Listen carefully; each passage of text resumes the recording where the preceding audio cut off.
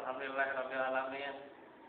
Wassalatu wassalamu ala Rasulillah wa ala alihi wa sahbihi wa ikhwanihi amma ba'du. Kaum muslimin, wa iman rahimakumullah. Segala puji bagi Allah. Kita akan melanjutkan dari kajian Kitab Tauhid karya Syekh Muhammad bin Abdul Wahab bin Sulaiman At-Tamimi rahimahullah. Waktu itu kita sudah selesai di bab tentang yaitu nasihati tentang keluarga Nabi, dan kita akan sampai ke bab yang ke-17, yaitu bab tentang syafaat. Ini adalah masih membicarakan bagaimana syafaat itu adalah tidaklah diraih kecuali dengan ridho Allah Subhanahu wa ta'ala. Bab ini saya tulis dalam bab ke-17. Dalam bab ini saya mengatakan syafaat telah dijadikan dalil oleh kaum musyrikin dalam memohon kepada selain Allah. Maka di sini dalam bab ini Syekh ingin meluruskan apa itu syafaat dan bagaimana syafaat itu berguna. Nah, ini adalah sudut-sudut dari sisi-sisi yang akan dijelaskan oleh Syekh dalam bab yang ke-17. Karena kebanyakan manusia memohon kepada malaikat, kepada para nabi, dan juga kepada para wali, apalagi di kita, khususnya para wali itu kadang-kadang beraneka ragam, sampai di tanggal tertentu, tanggal keramat, harus berziarah kepada wali untuk memintakan syafaat. Nah, ini alasan dari mereka. Alasannya seperti ini yang didapatkan oleh Syekh. Kata mereka, kami tidak memohon kepada mereka kecuali untuk mendekatkan diri kepada Allah. Nah, ini kata mereka. Jadi mereka tidak diminta pertolongan kecuali karena mereka itu diminta karena mendekatkan diri kepada Allah atau sebagai perantara, sebagai wasilah. Kita lihat kalau di agama selain Islam, apa yang mereka katakan? Apakah agama Nasrani? Mereka mengatakan sama. Jadi kita menyembah Isa itu bukan karena kita menyembahnya, tapi karena kita mendekatkan diri kepada Allah, gitu ya. Ini kata orang Kristen, gitu ya. Kata penyembah berhala demikian. Berhala ini untuk mendekatkan diri kepada Sang Maha Pencipta. Berarti apa bedanya kalau kita mengatakan kita melalui para nabi, para wali, kemudian kita katakan ini adalah untuk mendekatkan diri kepada Allah. Apa bedanya kita dengan mereka? Nah, gitu ya. Silahkan pikirkan dengan jernih, dengan pikiran yang murni, benar-benar pikiran yang cerdas. Karena orang-orang yang syirik sudah terpengaruh oleh godaan syaitan. Syaitan mengada-ngadakan alasan dengan mengatakan ini adalah syafaat. Nah, ini adalah syubhat yang diadakan syaitan. Artinya kita lihat juga perkataan mereka. Dan mereka mengatakan supaya memberikan syafaat kepada kami di sisinya. Maka dalam bab ini diuraikan bahwa syafaat yang mereka harapkan itu adalah percuma, tidak ada manfaatnya, sia-sia. Bahwa syirik itu adalah dari perkataan mereka, bahkan kesyirikan dari cara mereka. Dan syafaat hanyalah hak Allah Subhanahu wa taala. Jadi patut diluruskan, syafaat itu hak siapa? Hak Allah. Ya. Nah, hak Allah saja. Hak Allah semata. Itu hakikatnya syafaat.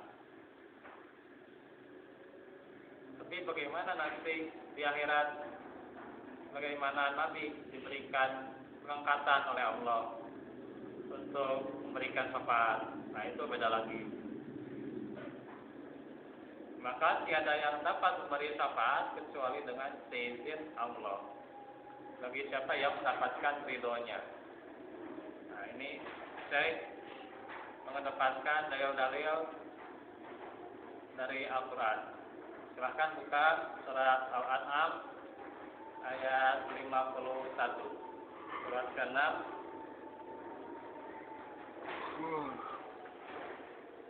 ayat 51.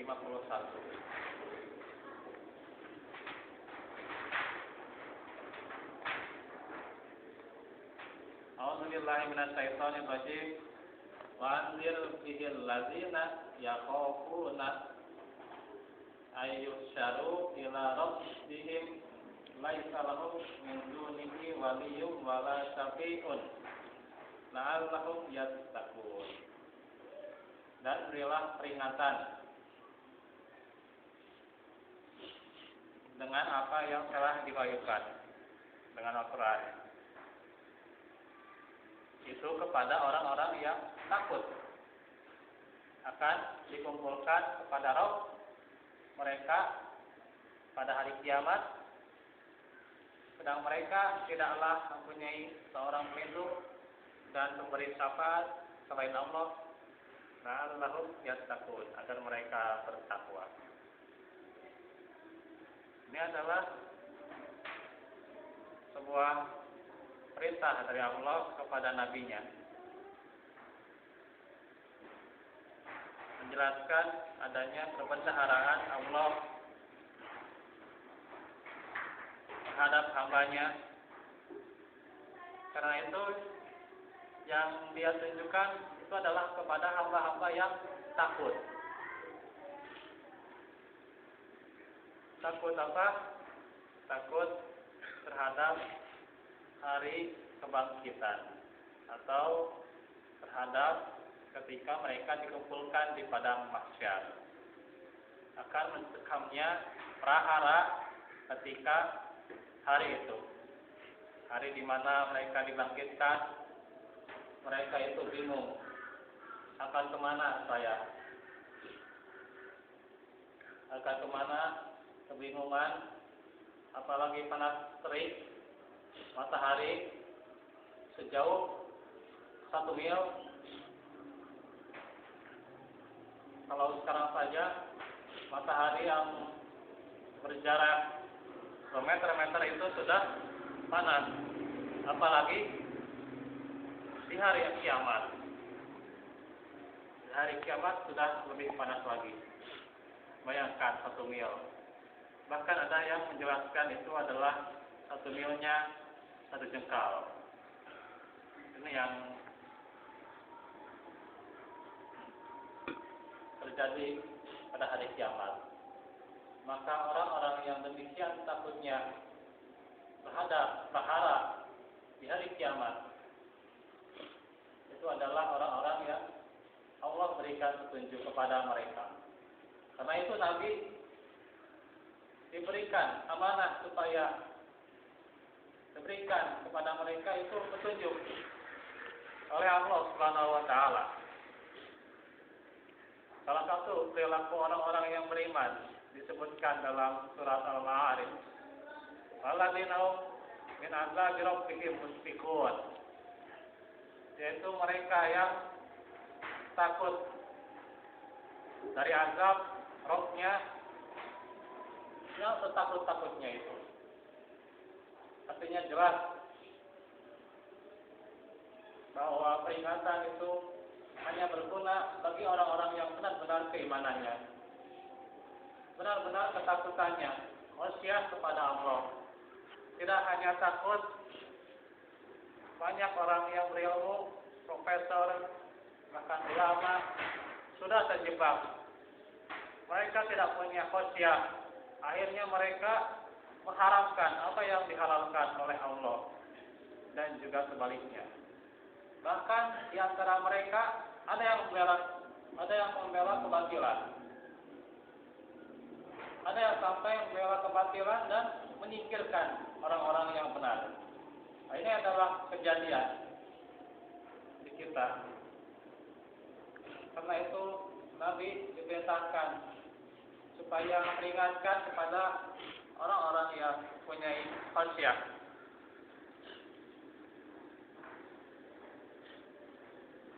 Bahwa tidak ada bagi mereka itu pelindung.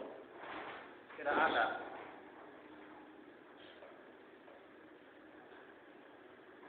Dan tidak ada pemberi syafaat bagi mereka selain Allah. Artinya pelindung dari apapun, dari bahaya di dunia atau bahaya di akhirat, hanyalah Allah Subhanahu wa taala. Tidak ada selainnya. Begitu juga syafaat. Diperingatkan supaya mereka bertakwa. Tidak hanya keimanan itu adalah dikatakan, tapi itu harus sidqon min qalbi, harus jujur di dalam hatinya. Itu adalah syarat dari la ilaha illallah. Syarat dia mendapatkan syafaat, dia harus jujur. Kalau dia tidak jujur dari hati maupun perbuatannya, mana bisa dia diridhoi oleh Allah Subhanahu wa taala. Maka disinilah peringatan yang akan sangat berguna tentunya bagi orang-orang yang benar-benar takut kepadanya. Di ayat yang lainnya, di ayat surat Az-Zumar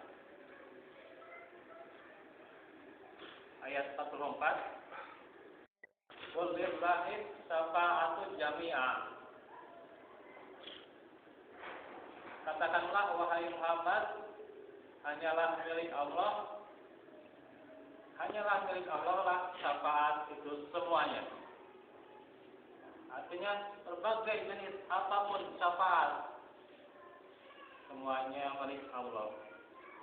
Ini dikatakan kepada Nabi Muhammad supaya beliau menyampaikan kepada manusia, syafaat itu hanyalah milik Allah, semuanya. Maka tiada yang selainnya pertolongan itu.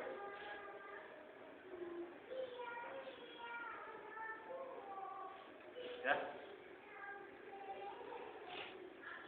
Kemudian juga di ayat yang lainnya, saya juga berdalil di ayat surat Al-Baqarah 225. Man dzal ladzi yasfa'u indahu illa bi'izni. Ini 255 ya. Oh iya. Salah tulis kayak kursi ini. 255. Tiada seorang pun yang dapat memberi syafaat di sisi Allah tanpa seizinnya. Nah, di sini jelas bahwa syafaat yang Allah berikan itu adalah yang di sisinya itu tiadalah diberi apabila tanpa izin Allah Subhanahu wa taala. Nah, sini jelas syafaat dengan izin, dengan ridhonya.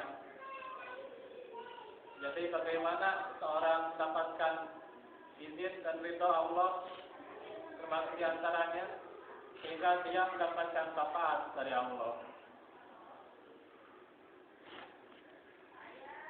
Dan juga di surat An-Najm, wa kam min malakin fis samawati la tubni syafa'atuhum syai'an illa min ba'di ayya'zana Allahu liman yasha'u wa yarda. Dan berapa banyak malaikat di langit. Artinya di sini Allah memberikan penguatan. Coba malaikat itu di langit banyak yang berdoa. Syafaat mereka itu tidak sedikit pun berguna. Jadi apa yang diminta kepada malaikat berupa syafaat tidak akan berguna sedikit pun. Kecuali sesudah Allah mengizinkannya untuk diberi syafaat.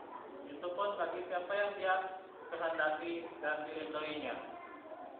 An-Najm ayat 26. Nah, di sini jelas. Terus Allah kuatkan firman-Nya bahwa syafaat itu adalah milik Allah Subhanahu wa taala. Tiada selainnya. Hanya dengan izinnya, dengan ketentuannya, dengan ridhonya, tentunya hambanya wajib untuk mencarinya. Dan juga di surat Sabah ayat 22. Walidul ladzina zamtum min dunillah la yamlikuna mithqala dzarratin fis samawati wala fil ardh wa ma lahum fihima min syirkin wa ma lahu minhum min zahir wala tanfa'us syafa'atu indahu illa liman adina lah.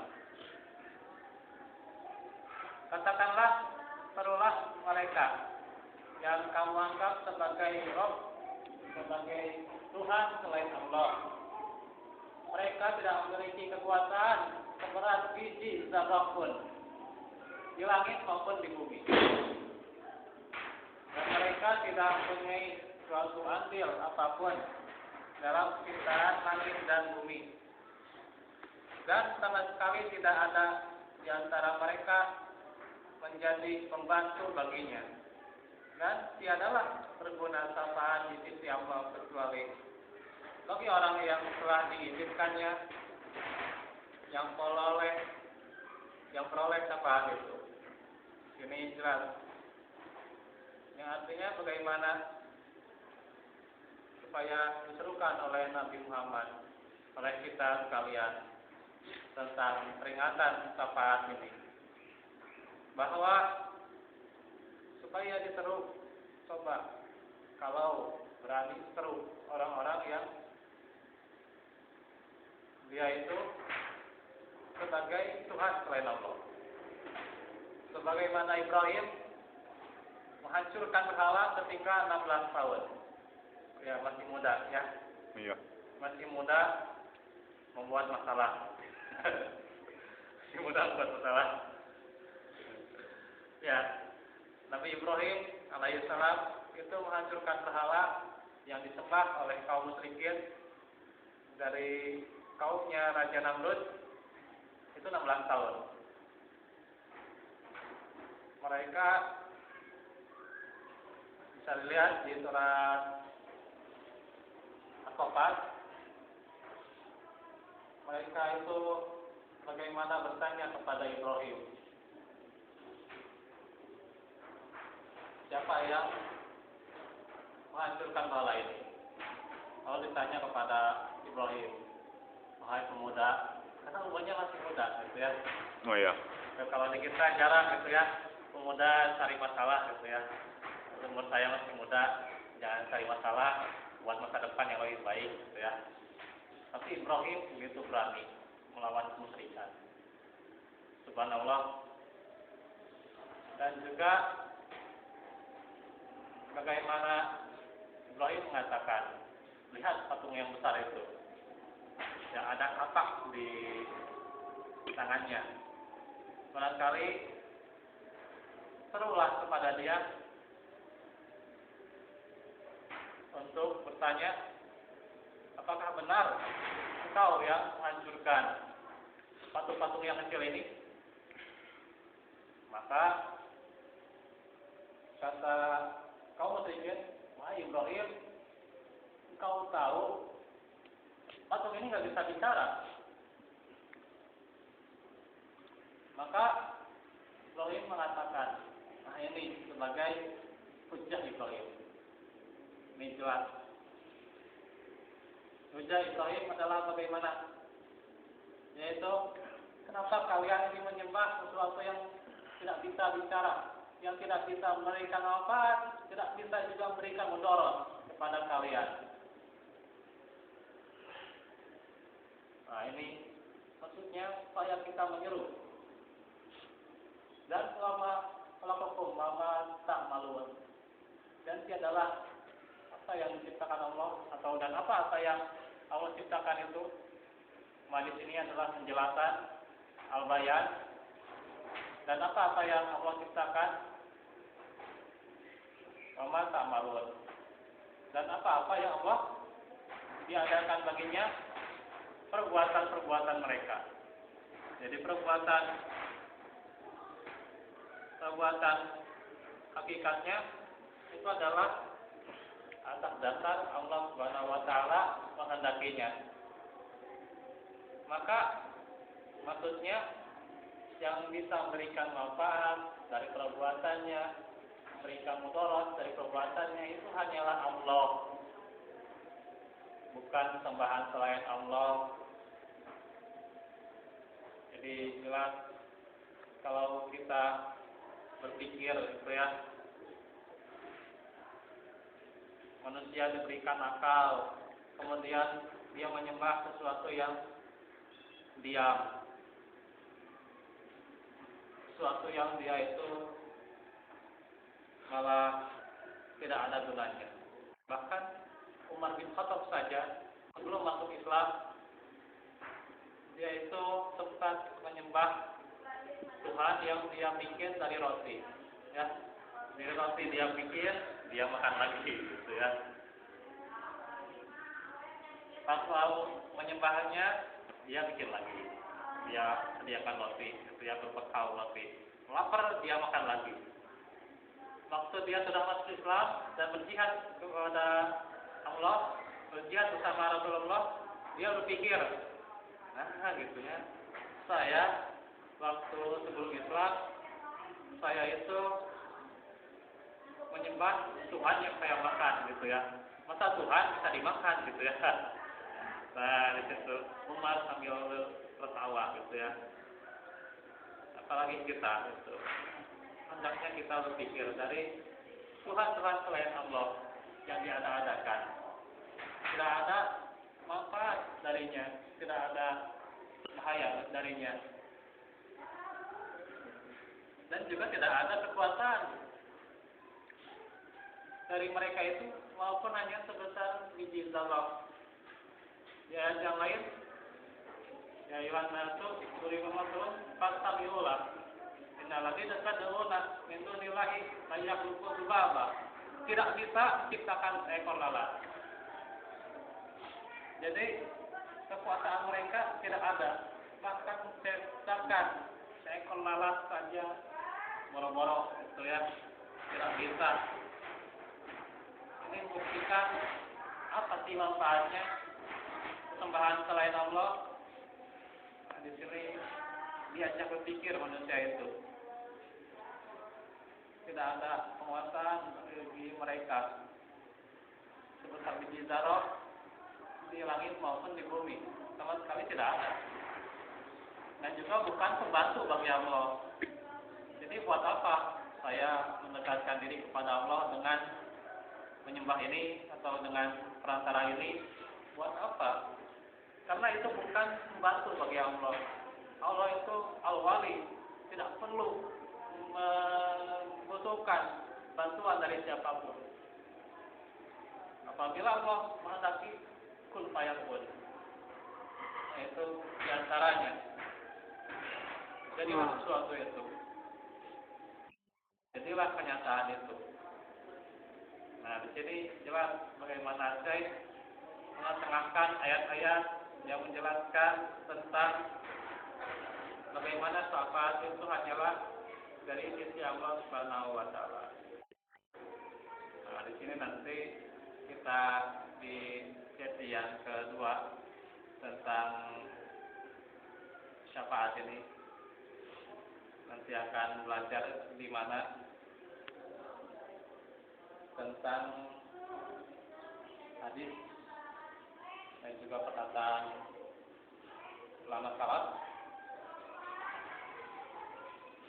bagaimana Allah telah menyangkal atau telah mencela yang menjadi perempuan musyrikin, khususnya yang menjadi perantara kaum musyrikin, telah dicela oleh Allah di ayat-ayatnya dengan menyatakan bahwa tidak ada seorang pun yang selainnya yang memiliki kekuasaan ataupun bagiannya tidak ada bahkan menjadi pembantu bagi Allah, maka tidak ada. Nanti di sini akan dijelaskan di sesi yang kedua. Nanti tentunya sebuah pertanyaan yang jelas kenapa Nabi di hari kiamat diberikan oleh Allah berhak syafaat. Itu adalah pengangkatan dari Allah, bukan dari nabinya sendiri. Rafa'na ba'dahu darajat. Dan Allah mengangkat mereka dan kami mengangkat mereka sebagiannya dengan derajat yang tinggi. Artinya di sini pengangkatan dari Allah dan bukan dari kuasa Nabi. Dan juga ketika di syafaat di telaga Nabi, siapa yang mencium air di telaga itu pun ditentukan oleh Allah. Maka Allah menyingkirkan orang-orang yang berbuat mengada-ngada dalam urusan ibadah, menyingkirkan karena mereka tidak mencontoh Rasulnya. Nah, di sini maka itulah bagaimana syafaat yang dijelaskan oleh Syekh, bahwa nanti kita akan meneruskan dalam masih di bab yang ke-17 tentang syafaat. Innahu waliyyu dzalik wal qadiru alaih. Sebelum ditutup ada beberapa pengumuman. Oh ya. Insyaallah di hari Jumat nanti pada sholat Isya di Masjid Ar-Risalah mengadakan pelatihan mulasarah jenazah dan juga bersama Ustaz Mahmud. Kemudian Sabtu 5 sampai 6 Juni Agustus 2017 diadakan pelatihan dari muda pesantren. Nah, silakan nanti hubungi saja Awidi ya, Widi Hernawan untuk mengikutinya. Alhamdulillah lumayan yang mengikuti, perkiraan bisa lebih daripada 50 orang. 20 enggak? Ya, gratis gitu ya. Ya. Nggak dituntut biaya. Gratis. Oh ya, siap. Sabtu Ahad gitu silakan. Tapi tentunya dengan kemampuannya. Oh ya. Jangan nggak punya standar kemudian ikutan gitu ya. Oh ya, siap. Bagi ingin yang mendengar kajiannya saja itu silakan. Dan juga itu pengumuman juga. Nah, yang terakhir ada pengajian nanti di Mahmalim tentang seputar pernikahan ya. Oh ya, siap. Nah, siap-siap ya. Ya, siap-siap ya. Ya. Mau menikah, Malam mingguan naon? Ya. Nanti di hari Ahad. Hari Ahad itu jam 9 atau sebelumnya mungkin setengah 9. Kalau bisa datangnya jam 8 supaya tentunya menghadiri kajian dengan lengkap tentang pernikahan sama Ustaz Husna Hisaba Polis. Ya, begitu dulu yang Ya, siap. kita kaji dalam sore hari ini. Lain jujur. Lain jujur. Jujur mah nanti ya.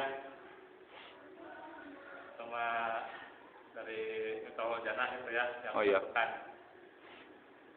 Semoga bermanfaat apa yang kita kaji dan juga menguatkan keimanan kita dan juga terus kita termotivasi untuk terus mencari ridhonya, karena dengan ridhonya itu Allah memberikan taufan kepada kita. Mohon maaf apabila ada kesalahannya. Insya Allah besok diteruskan dengan akhlak Rasulullah tentang kerahmatan Rasulullah Sallallahu Alaihi Wasallam. Aku qouli hadza wa astaghfirullah li wa lakum. Rabbana atina fid dunya hasanah wa fil akhirati hasanah wa qina adzabannar. Rabbana la tuzigh qulubana ba'da idh hadaytana wa hab lana min ladunka rahmah innaka antal wahhab. Assalamualaikum warahmatullahi wabarakatuh. Lah, pokoknya tik nomor seberapa? Nomor 2. Ya, tik sekali. Ah, urang deui. Tik Rizky lewat email. Ya, pemilihan ketua DKM. Oh, di bawah.